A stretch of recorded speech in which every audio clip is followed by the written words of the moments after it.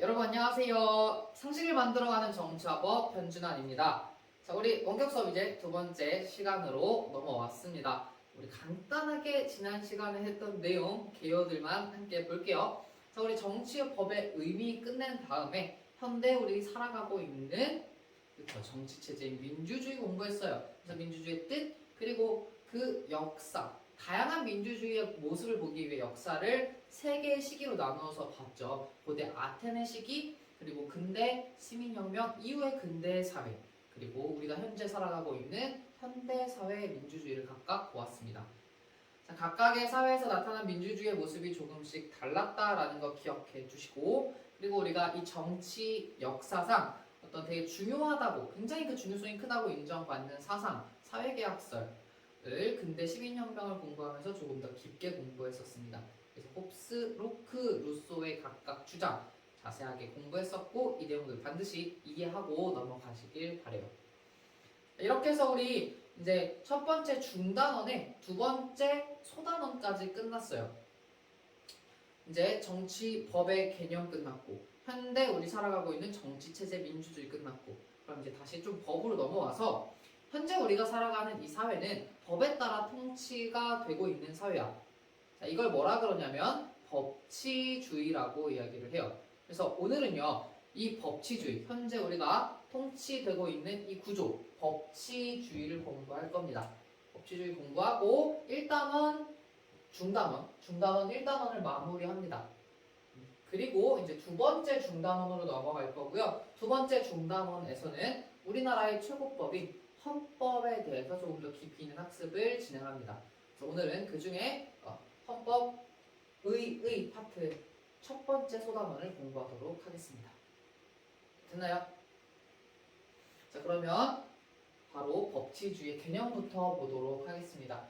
자, 법치주의란 말 그대로야. 이거 한자 풀어서 생각하시면 돼요. 자, 법에 따라서 국가가 통치되는 것을 우리가 법치주의라 그래요. 얘를 조금 더 풀어서 교과서적인 용어로 써보면 이렇게 정리할 수 있습니다. 자, 국가 권력기관의 구성, 권력의 행사, 국민의 자유와 권리의 제한 등이 뭐에 따라? 법, 그 중에서도 법률에 따라서 이루어져야 한다라는 게 이 법치주의입니다. 자, 내가 처음에 법의 위계성 설명하면서 그런 이야기 했어. 자, 우리나라의 최고법은 헌법이고요. 두 번째 높이 있는 법이 법률이죠.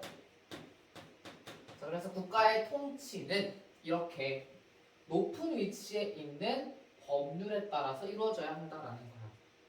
그러면 지금 내가 위에서 얘기한 이런 것들이 뭐겠어? 통치의 내용 또는 통치에 필요한 것들입니다. 자, 첫 번째, 국가 권력기관의 구성.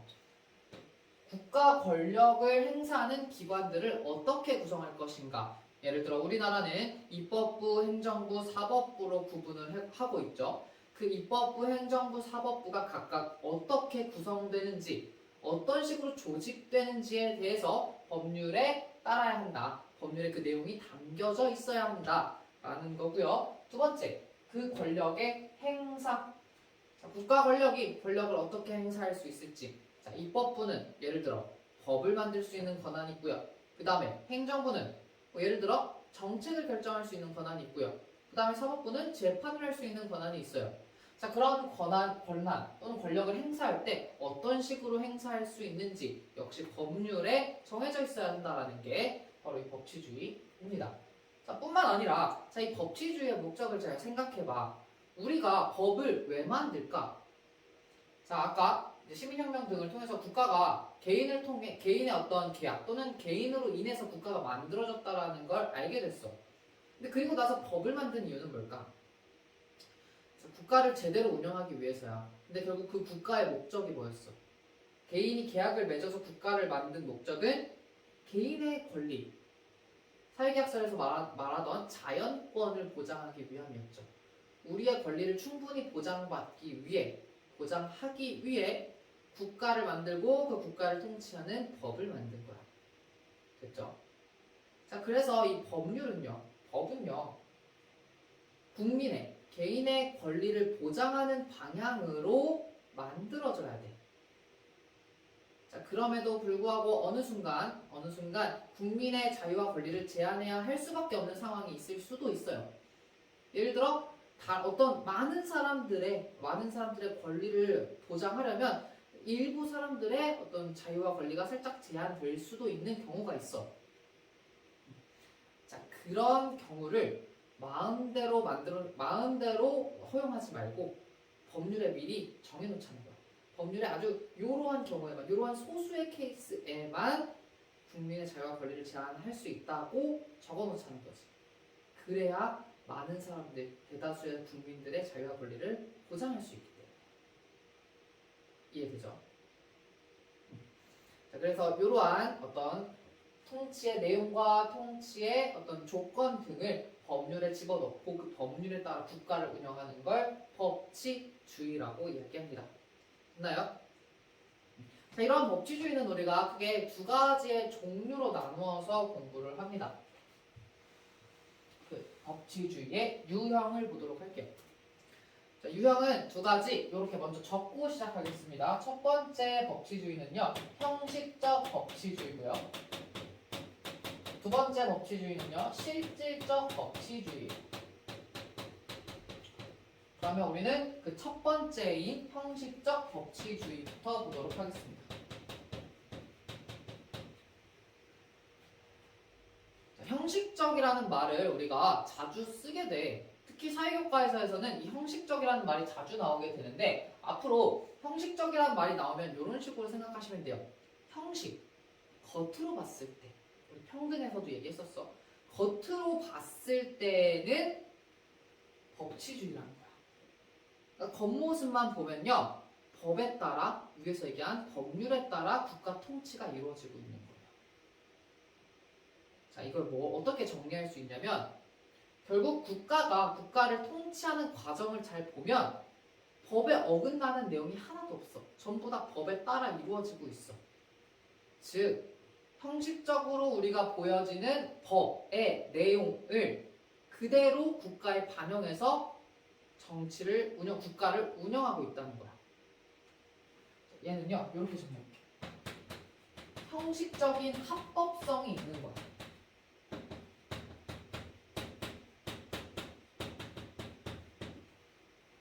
겉모습만 보기에는 법에 부합해. 우리의 나라에 존재하는 법률 그대로 따라가고 있어.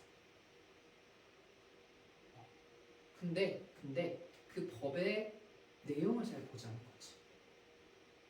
선생님 위에서 법치주의의 목적을 설명을 했었어. 자, 법치주의 자체는 법률에 따라 국가를 통치하는 거야. 근데 이 법치주의를 만든 목적이 뭐라 그랬어?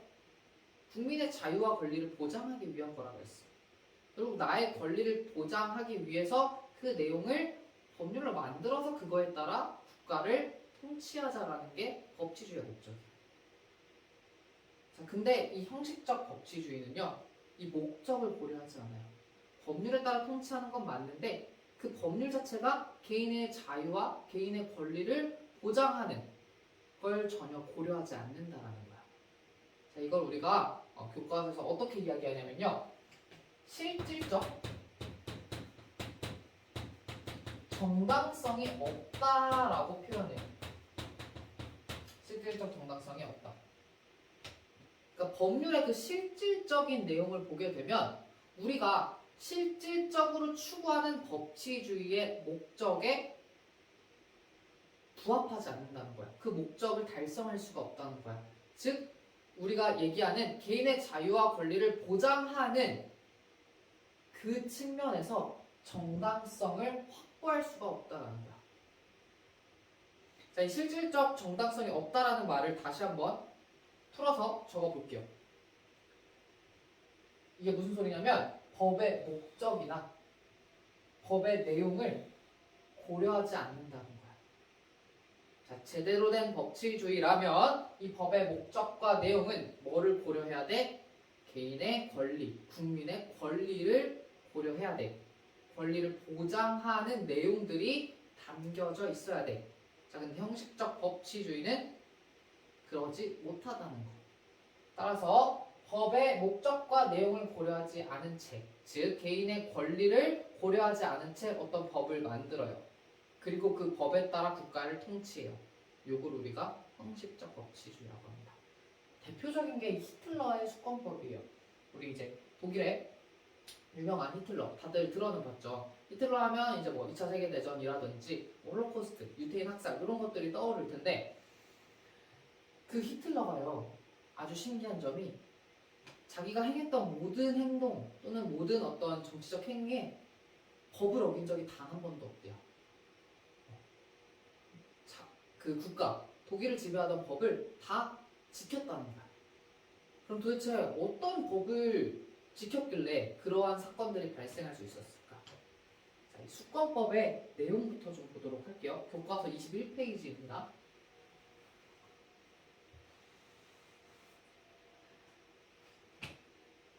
자, 라이 법률은 히틀러 당시에 있었던 법률 이름이 있겠죠. 라이 법률은 라이 헌법이 규정하고 있는 절차 이외에 라이 정부에 의해서도 의결될 수 있다. 자, 내가 아까 다시 그린 거 볼게. 자, 우리 법의 위계성에 있어서 제일 높은 게 헌법이고요. 두 번째로 높은 게 법률이죠. 자, 이 법률은요. 그만큼 두 번째로 두 번째로 위치할 만큼 중요하기 때문에 원래 법을 만드는 권한을 가진 기구에 의해서만 만들어질 수 있어요. 원래 법을 만드는 곳은 의회입니다. 법률은 의회에 의해서 만들어져요. 자, 근데요, 이 히틀러가 만든 법이 어떤 법이냐면요, 그 법률이라는 게, 그 두 번째로 높은 법률이라는 게 헌법에서 규정하고 있는 절차 외에, 헌법에서 규정하고 있는 절차가 바로 이 의회가 만드는 절차야. 그거 외에 정부에 의해서도 만들 수 있대요. 정부. 히틀러는요, 행정부, 즉 그 독일의 정부를 어떤 장악하고 있던 대장이야. 자, 그 행정부에서도 법률을 만들 수 있다는 거야.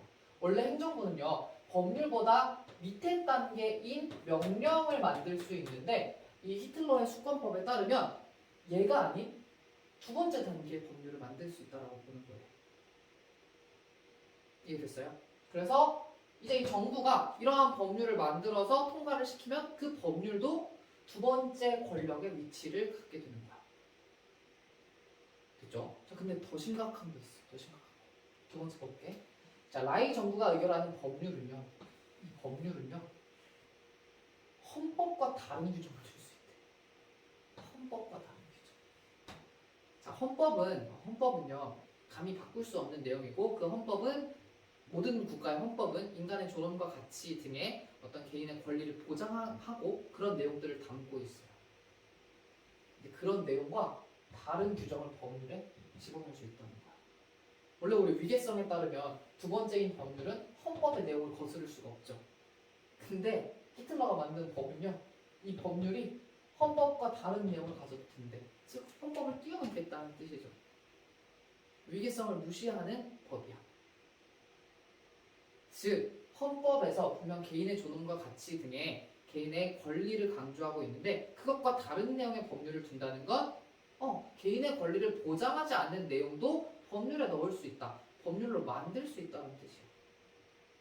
그래서 이 히틀러가 이런 법을 만들고 그렇게 만들어진 법에 따라 나라를 통치했다라는 거. 그래서 법에 따른 통치는 맞지만 과연 그것이 개인의 권리를 보장하는가라고 물었을 때는 그렇지 않다라고 우리가 이야기를 할 수 있는 거죠. 자, 여기서 알 수 있는 거, 결국 이 형식적 법치주의의 문제점, 뭘로 악용될 수 있다? 바로 독재로 악용될 수 있다는 거. 됐나요? 자, 그러면 이제 우리 두 번째 실질적 법치주의로 넘어가 보도록 하겠습니다.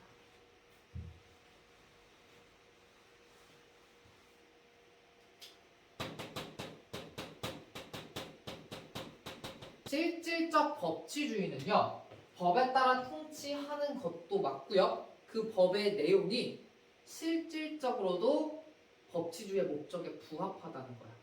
자, 그러면 여기에 우리가 동그라미 X 쳐봅시다. 형식적으로 겉으로 보기에 법에 부합하는가?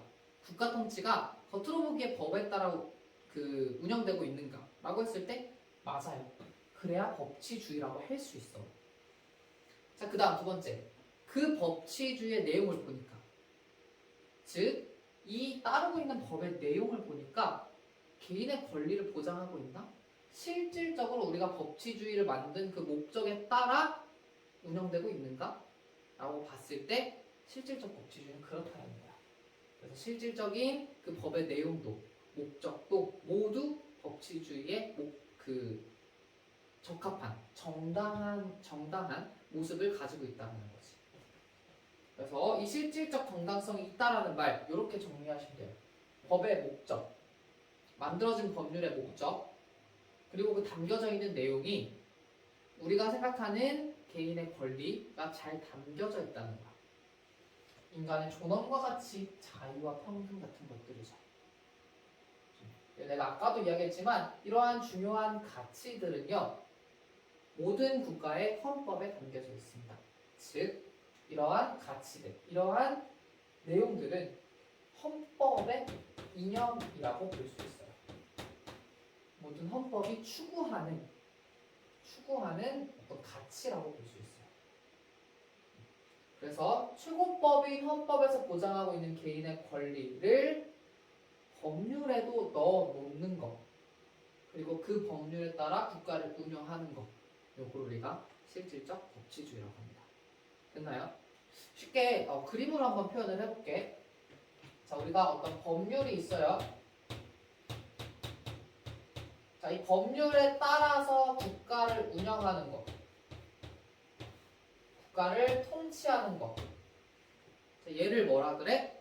얘를 형식적 합법성이라 그래. 형식적 법치주의든 실질적 법치주의든 형식적으로 법에 따라 국가를 통치하는 모습, 즉 형식적 합법성은 모두 충족하고 있습니다. 자, 근데 이렇게 법률에 따라 국가가 통치되는 것이 개인의 권리를 보장하는 방향인가?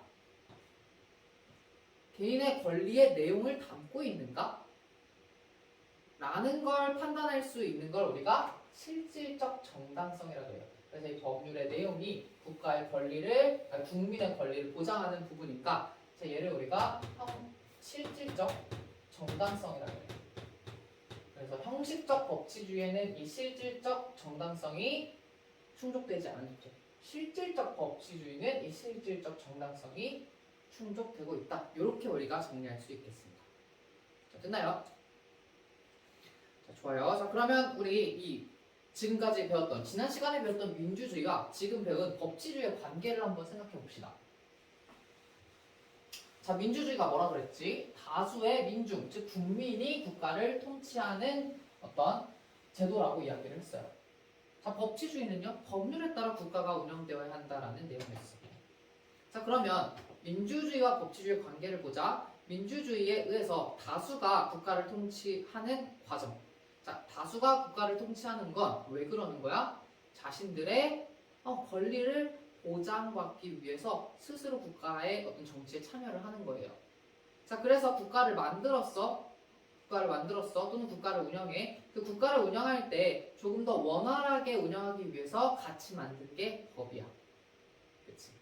자, 다시 국가를 만들고 국가를 운영하는 건 국민들이에요. 자, 이 국민들이 그렇게 국가를 운영하는 건 민주주의라고 하고, 이 민주주의를 결국 민주주의에서 다수가 국가의 어떤 정치에 참여하고 관여하는 건 자신들의 권리를 보장받기 위해서였어.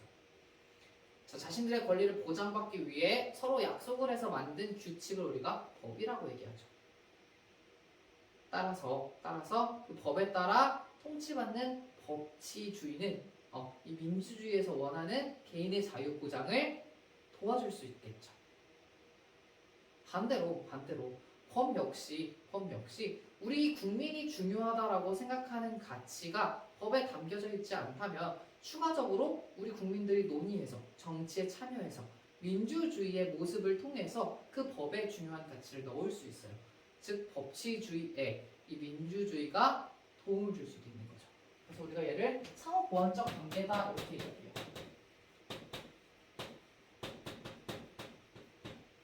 서로 도움을 주는 관계라는 거야. 어렵지 않죠? 물론 중간에 충돌되는 부분이 있을 수도 있어. 예를 들어 아까 얘기한 것처럼 사회는 변했는데 법의 내용이 변하지 않으면 국민들이 원하는 가치, 민주주의의 가치가 여기에 담겨져 있지 않을 수도 있어. 그런 경우에 민주주의의 어떤 원리에 따라 국민들이 직접적으로 그 내용들을 담을 수 있도록 도움을 주면서 오히려 상호보완적 관계를 만들어갈 수 있다. 이런 식으로 여러분 이해하시면 될 것 같아요. 자, 됐나요? 자, 이렇게 해서 우리 1단원 일단 중단원 마무리하도록 하겠습니다. 우리 정치, 법, 의미, 그 다음에 민주주의, 법치주의 둘의 관계까지 정리를 했습니다. 자, 그러면 우리 다음 중단원 2단원으로 넘어가 볼게요.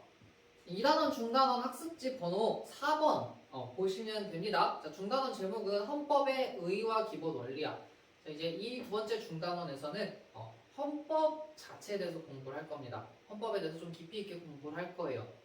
자, 마찬가지로 이제 헌법을 우리가 제대로 공부하는 건 처음이잖아. 그러니까 오늘은 이 헌법이 무슨 의미인지 헌법의 뜻을 볼 거고요. 그 다음에 헌법이 갖는 중요성을 간단하게 정리해 보도록 하겠습니다. 우리가 앞에서 헌법에 대한 얘기를 이렇게 중간중간 했었잖아. 그 내용들이 같이 들어가 있다 이렇게 이해하시면 좋을 것 같아요. 먼저 헌법은 우리가 다음과 같이 일반적으로 정리를 합니다. 헌법의 의미, 국가의 통치 조직과 통치 작용의 원리를 규정하고요. 자, 그 다음에 국민의 기본권을 보장하는 국가의 기본법이자 근본법, 이걸 헌법이라고 한다. 자, 다시 국가의 통치 조직과 통치 작용의 원리를 규정하고 국민의 기본권을 보장하는 국가의 기본법이자 근본법. 자, 일단 헌법은요, 모든 국가의 헌법은요 크게 두 가지 내용을 담고 있어요. 자, 그 두 가지 내용이 뭐냐면 통치와 관련된 내용이에요. 통치. 국가를 어떻게 통치하는가에 대한 내용. 자, 두 번째 기본권에 대한 내용이야. 우리 국민이 가져야 하는 기본권. 현대 대부분의 국가의 헌법은요 이 두 가지 내용을 모두 담고 있습니다. 자, 조금만 더 풀어서 보자면 헌법에는요 국가를 통치하기 위한 조직의 내용을 담고 있습니다. 국가를 통치하기 위해 필요한 조직이 무엇이 있을까? 행정부, 입법부, 사법부 등등등의 어떤 그런 조직들의 내용을 담고 있고요. 그 다음에 그 조직들이 통치를 할 때 어떤 지켜야 하는 내용 또는 통치를 하기 위해 필요한 내용들을 담고 있어요. 그걸 통치작용의 원리라고 합니다. 예를 들어 국회가 우리나라 떨어졌을 때 입법부인 국회가 법을 만들기 위해선 어떤 규정을 지켜야 하는지 어떤 절차를 거쳐야 하는지 이런 것들, 법원이 재판을 하기 위해서는 어떤 절차를 거쳐야 하는지 등등에 대해서 우리 헌법이 규정하고 있습니다. 헌법이 그 내용을 담고 있습니다. 두 번째로요, 국민의 기본권의 내용을 담고 있어요. 우리가 작년에 인권 파트를 공부하면서 이야기를 했었지만 인권의 내용이 너무나도 많아. 그 내용이 너무나도 많은데 인간이 기본적으로 가져야 하는 그 권리 중에서 헌법에 보장해 놓은 걸 우리가 기본권이라고 했죠. 그래서 그 기본권의 내용이 자세하게, 아주 자세하게 담겨져 있습니다. 실제로 그 대학에 가면요, 뭐 법학을 전공하거나 또는 이제 로스쿨에서 헌법을 공부하게 되면 크게 두 파트로 나눠서 공부를 합니다.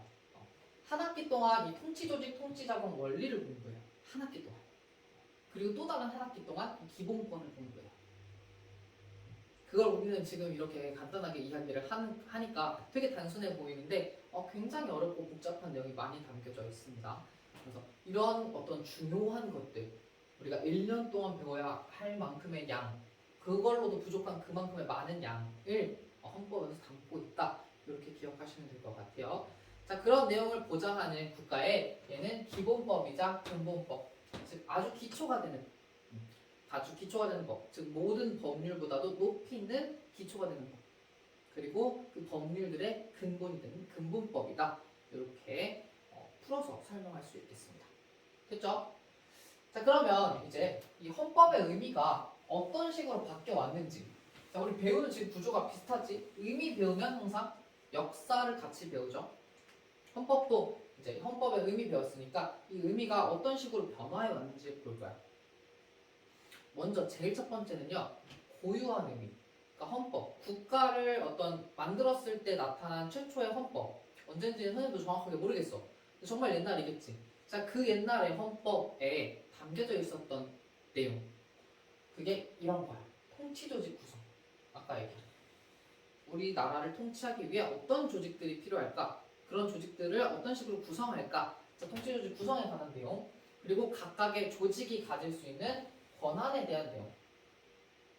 입법부는 법률을 만들고 사법부는 재판을 하고 행정부는 정책을 수행하는 등의 그런 권한.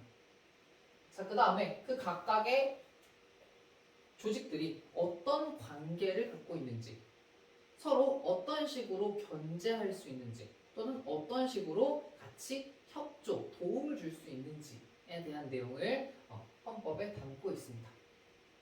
그죠? 자, 그러다가 이제 근대 사회로 이제 넘어왔을 때 헌법의 의미가 조금 수정이 돼요. 자, 앞으로 우리가 사회 시간에 근대라는 내용이 나오면, 근대라는 말이 나오면 반드시 시민혁명과 연결시키세요. 앞에서도 근대 하면서 시민혁명 이후라고 이야기했죠. 마찬가지야. 헌법도요. 근대 헌법이라고 하면 시민혁명 이후에 나타난 사회에서의 헌법이야.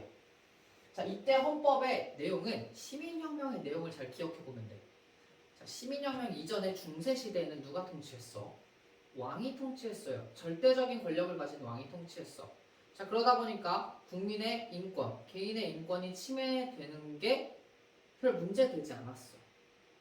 자, 그러한 억압, 그러한 왕에 의한 억압이 너무나 자연스러웠던 사회에서 시민혁명을 통해 그 사회가 바뀌었잖아. 그치? 이제 그런 사회가 없어졌어. 자, 그러면 이 억압으로부터 벗어난 시민들이 가장 중시했던 가치가 뭘까? 나를 억압했던 왕으로부터 벗어난 사람들이 가장 중시했던 가치는 바로 자유예요. 그렇죠?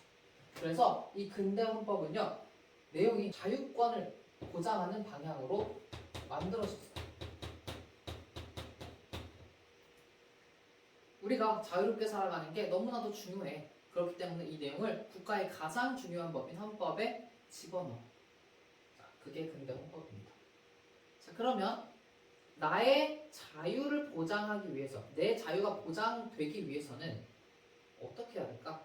국가 권력이 어떻게 해야 될까? 자, 이전에는 다시 시민혁명 이전에는 왕이 내 삶에 개입할 수 있었어. 나는 국가에 종속되어 있는 존재이기 때문에 왕이 나한테 세금을 얼마를 뜯어가든 나의 어떤 자유를 얼마나 제한하든지 가능했었단 말이야. 그치? 그러니까 결국 왕을 대표로 하는 이 국가가 내 삶에 들어온다라는 거, 이건 내 자유를 침해할 수 있다는 걸 사람들은 알고 있지. 근데 시민혁명을 통해 그 구조를 바꾼 거잖아. 그러면 내 자유를 위해서는 결국 국가가, 내가 뽑은 대표를 할지라도 그 국가가 나한테 간섭하는 걸 좋아하겠어, 안 좋아하겠어? 안 좋아하겠죠. 그래서 자유권을 보장하기 위해 국가 권력을 제한시킵니다. 제한시켜요. 국가 권력이 나에게 개입하지 못하도록 차단을 시켜버려요. 자, 이런 식의 내용을 담은 헌법에 따라 국가가 운영되기 시작하는데, 근대 사회는, 그 근대 사회가 이 헌법에 따라 운영되는 걸 우리는 입헌주의라고 해요. 이전까지는 왕이 마음대로 통치를 했다 그랬지. 자, 근데 이제는요, 시민의 대표든 누가 됐든지 간에 자기 마음대로 국가를 운영할 수 없고요. 우리가 같이 만들어 놓은 이 헌법에 따라, 헌법에 입각하여 나라를 통치해야 돼요. 그래서 헌법에 입각하여 나라를 통치하는 걸 우리가 입헌주의라고 이야기합니다. 입헌주의의 뜻 다시 한번 적어볼게요. 자, 헌법을 통해 국민의 자유와 권리를 명확히 규정합니다. 그렇죠. 근대 시민사회에서 이 개인의 자유와 권리의 내용을 헌법에다가 집어 넣어요. 자, 그리고요, 그 자유를 보장하기 위해서 국가가 내 삶에 들어오는 걸 막아버려. 즉 국가 권력이 국민의 자유와 권리를 침해하지 못하도록 국가 권력을 제한시키는 내용을 헌법에 담아줘요. 그죠? 그래서 국가가 이제 그 헌법에 따라 마음대로 개인의 권리와 자유를 침해할 수 없도록 운영되는 그런 정치를 입헌주의라고 얘기합니다. 됐죠? 자, 세 번째, 현대복지국가헌법으로 넘어가 보겠습니다. 자, 이것도 우리 공부했던 거야. 자, 근데 시민혁명 이후에 개인의 자유와 권리가 너무나도 중요해졌어.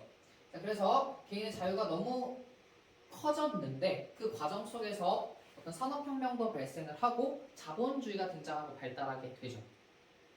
자, 이러한 상황 속에서 어떤 문제점이 발생하냐면 그 자본주의가 발달에 따라 돈을 점차 많이 갖게 되는 사람이 생기고요. 돈을 점차 가지지 못하게 되는 사람이 생겨요. 자, 그러면서 이 불평등 상황이 발생을 하고 이 돈을 가지지 못한 약자들이 더 이상 사회에서 살아남기가 힘들어집니다. 먹지 못해서 굶어 죽고요. 집을 구하지 못해서 예를 들어 길바닥에서 잠자다가 죽을 수도 있고요. 겨울에 추워서 추위를 버티지 못해 죽는 사람도 생겨요. 이런 문제점이 자꾸 발생을 하니까 사람들이 이상한 거야. 분명히 자유와 권리를 보장해야 된다라고 우리가 이야기를 했어. 근데 자유를 자꾸 강조하다 보니까 실제로 이 자유와 권리를 누리지 못하는 사람들이 점차 많아지는 거야. 자유와 권리를 누리지 못하는 약자들이 너무나도 많아지는 거야. 그러니까 사람들이 생각을 좀 바꾸는 거죠. 이러한 약자들 이젠 좀 도와줘야 될 것 같은데 그냥 무작정 우리가 자유롭게 살아가는 건 오히려 여기에 어긋나는 것 같아. 그럼 이 사람들 누가 도와줘야 될까? 국가가 도와줘야 돼 라고 얘기해요. 자, 국가가 이렇게 나서서 약자들을 돕고 또 사회의 사람들이 이렇게 사람답게 살아갈 수 있도록 도와주는 걸 우리가 복지라고 이야기해요. 그래서 현대사회에 넘어오게 되면서 이 복지국가에 대한 개념이 등장하게 됩니다. 그리고 복지국가의 필요성이 점차 커지게 돼요. 자, 이런 가치를 너무나도 사람들이 중시하다 보니까 자연스럽게 헌법에도 그 내용이 담기게 돼요. 똑같아요. 복지국가가 추구하는 복지국가의 이념을 헌법에 담게 됩니다. 그러면 이 복지국가의 가치, 복지국가가 추구하는 가치는 무엇일까? 모든 사람들이 인간답게 살아가는 거야.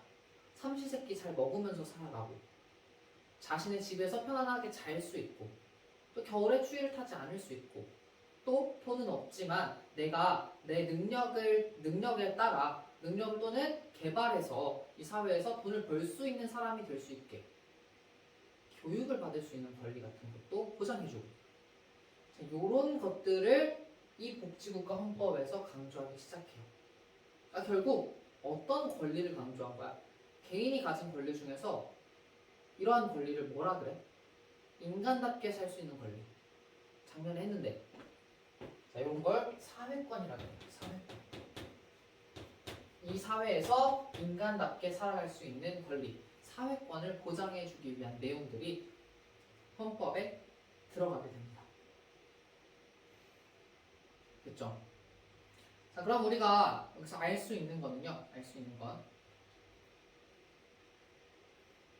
앞에서 헌법의 의미 중에 이 윗부분이 고유한 의미의 헌법이 되겠죠. 그리고 이 국민의 기본권을 보장하는 부분에서 이 기본권의 내용이 근대에는 자유권이었던 거고 현대로 넘어오면서 사회권의 내용이 추가가 된 거죠. 됐나요? 근데 여기서 여러분들이 헷갈리면 안 될 거. 여기서 여러분들이 헷갈리면 안 될 거. 자, 현대 우리 사회 봐봐. 현대 우리 사회. 현대 우리나라 헌법. 자유와 권리 보장하고 있어, 안 하고 있어? 하고 있어요. 우리 자유 중요하다라고 얘기하잖아. 자, 현대 우리 헌법. 조직에 대한 내용 담고 있을까, 안 담고 있을까? 내가 아까 얘기했죠. 행정부, 입법부, 사법부 등등의 조직을 이야기하고 있다고 했잖아. 담고 있어요. 즉, 자, 이렇게 시간의 흐름에 따라 헌법의 의미가 이렇게 딱딱 구분되는 게 아니라 점차 확대된 거예요. 즉 이 1번의 의미가요. 이 1번의 의미가요. 근대 사회에도 존재합니다. 여기에 자유권에 대한 내용이 추가된 거야. 현대 사회는요. 현대 사회 마찬가지로요. 1번에 대한 내용, 조직에 대한 내용이 있고요. 자유도 중요하다라고 이야기를 해요. 거기에다가 플러스 복지국가의 이념인 사회권을 같이 집어넣는 거예요. 점차 개념이 이렇게 확대되어 왔다라고 이해를 하셔야 돼요. 이해됐죠? 근대 헌법에는 통치조직 구성에 대한 내용이 없다. 이런 내용은 말이 안 되는 거야. 그죠? 이렇게 해서 우리 헌법의 의미가 어떤 식으로 확장되어 왔는지 공부를 했고요. 그럼 이러한 헌법이 어떤 중요성을 갖는지 한번 보도록 할게요. 이미 이거는 봤어. 우리 법의 특징 하면서. 자, 법은 위계성을 가지고 있고 헌법은 그 중에서도 어떤 법이다? 최고법이다. 자, 이 내용을 이야기한 게 누구냐면요. 한스 켈젠이라는 학자예요. 한스 켈젠이라는 학자가 선생님이 그렸던 이 피라미드를 제시를 합니다. 그래서 국가의 법은 이런 식으로 위계를 갖게 되고 그 중에서 헌법은 가장 높은 위치를 차지한다. 이걸 우리가 어떤 식으로도 얘기하냐면 헌법이 최고 규범성을 갖는다라고도 얘기해요. 그러니까 우리가 지켜야 하는 사회 규범 중에서도 아주 최고의 가치, 제일 높은 위치를 갖고 있다는 거야. 이해돼요? 자, 그래서 이 헌법이 어떤 역할을 하냐면 모든 법령의 제정 근거가 됩니다. 제정이라는 건 법령을 만들어내는 걸 제정이라 그래요. 법령이라 한다면 이 헌법 아래에 있는 어떤 법률, 명령, 조례, 규칙 등을 다 통틀어서 이야기해요. 자, 이 법률, 명령, 조례, 규칙을 만들 때는요. 헌법의 근거에서 만들어야 돼요. 헌법에 어긋나지 않게 만들어야 돼요. 그래서 모든 법령 제정의 근거가 됩니다. 자, 근데 정말 그렇게 수많은 법령 등을 우리가 하나하나 헌법에 대입하면서 만들진 않겠지. 어떤 식으로 서든 결과적으로 만들어졌어. 자, 그래서 그 만들어진 법이 실제로 정당한지, 실제로 우리 사회에서 인정받을 만한 법령인지 판단을 하기 위해서는 뭐에 비교해보면 돼, 나중에? 헌법에 비교하면 돼요. 그래서 법령의 정당성을 평가하는 기준으로서도 헌법은 역할을 수행합니다. 됐죠? 그러니까 만들어질 때도 헌법에 따라 만들어져야 되고요. 근데 만들어지는 과정에서 모든 어떤 법령이 이 헌법을 하나하나 대조하면서 하나하나 비교하면서 만들어지지는 않은 거야. 그렇게 결과적으로 만들어진 이 법령이 운영되는 도중에 이게 제대로 된 법인가? 제대로 된 명령인가? 라고 판단하려면 어디에 비교해보면 된다? 헌법에 비교해보면 된다. 됐죠? 헌법은 그런 의미에서 중요성을 갖는다. 우리가 영향을 받는 다양한 법령들이 제대로 된 건지 판단할 수 있는 근거가 된다. 이렇게 정리하면 될 것 같습니다. 됐죠? 자, 우리 이번 주에 정말 많은 내용을 다뤘어. 그치? 다시 한번 정리해보자. 일단 지난주에 했던 거에서 민주주의 의미 배웠고요. 그 다음에 과정, 아테네의 직접 민주주의, 하지만 제한된 민주주의였다. 근대 시민혁명 이후의 민주주의, 대의제, 하지만 참정권이 제한되어 있었다. 현대 민주주의 넘어와서 대의민주제를 바탕으로 하지만 사람들의 여러 가지 문제점이 발생했기 때문에 사람들이 직접 참여할 수 있는 직접 민주정치 요소들을 도입했다. 이런 흐름, 민주주의 끝. 자, 법치주의로 넘어가서 법에 따라 통치가 되는 법치주의는 두 가지로 구분이 되는데 형식적 법치주의와 실질적 법치주의로 구분이 된다. 그래서 법치주의가 그 법의 내용과 목적 자체를 고려하면 그게 개인의 권리와 자유를 보장하는 방향으로 이루어진다면 실질적 법치주의다. 이렇게 우리가 이야기를 했었죠. 그래서 민주주의와 법치주의가 둘을 서로 보완해주는 관계다라고 하면서 우리가 중단원 1단원을 마무리 지었어요. 자, 그리고 오늘 이제 헌법으로 넘어와서 헌법이 무슨 뜻이냐? 그래서 통치와 관련된 내용 담고 있고 기본권에 대한 내용 담고 있는 거다. 그래서 고유한 의미의 헌법은 통치 조직과 관련된 내용이었고 그 다음에 근대 현대로 오면서 이 기본권의 내용을 자유권, 사회권으로 확장시켰다. 이렇게 정리를 했어요. 그런 헌법은 헌법 체계 중에 가장 높은 위치를 차지하고 있기 때문에 모든 법령의 근거가 되면서도 정당성을 판단하는 기준이 될 수 있다. 이렇게 마무리 지었습니다. 숨가쁘게 우리 달려왔네요. 자, 여러분들 시간이 그래도 있으니까 두고 보면서 내용 복습하시면 될 것 같아요. 우리 다음 시간에 오면 학교에서 헌법이 어떤 원리에 의해서 만들어지는지, 헌법에 들어가는 어떤 기본적인 내용들이 무엇인지 조금 더 구체화시켜서 공부하도록 하겠습니다. 즉 헌법의 기본 원리 공부하도록 하겠습니다. 자, 너무 고생 많았고요. 우리 다음 시간에 학교에서 보도록 할게요. 안녕.